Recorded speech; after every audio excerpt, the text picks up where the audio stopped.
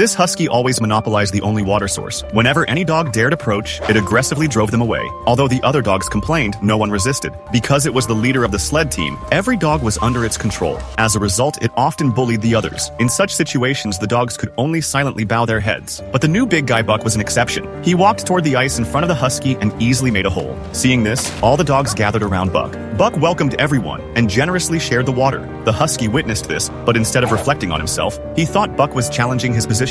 He believed that as long as he ran fast enough in front, he could win his master's favor. He didn't realize that the most important quality of a lead dog is winning people's hearts. That day, the hostess was exploring the way ahead, and unexpectedly the ice suddenly cracked. Almost instantly, she fell directly into the frigid lake. George reacted immediately and ran towards the woman. Once the opportunity is missed, women will only fall into a worse situation. At this crucial moment, Buck rushed out like lightning and jumped into the lake without hesitation. Even though Buck was not a good swimmer, his only hope at that moment was to save his mistress. In the darkness, Buck carried her on his back and repeatedly rammed his body against the ice. As if he had sensed a call, Buck finally broke through the ice and rescued her. But by then, Buck was exhausted and fell back into the lake, disappearing with the current. Just as George was completely despairing, he suddenly found a stick at his hand. George turned around and saw Buck holding it to him. George was practically overjoyed. Meanwhile, Spitz's ears were tilted with anger at the intimate moment between Buck and his master. Even the mistress, who had previously disliked Buck, had begun to trust him. She even gave him an extra chicken drumstick. Spitz watched everything. He knew it was time to put an end to this. One night, Buck was chasing a rabbit. When he caught it, he not only didn't kill it, but let it go.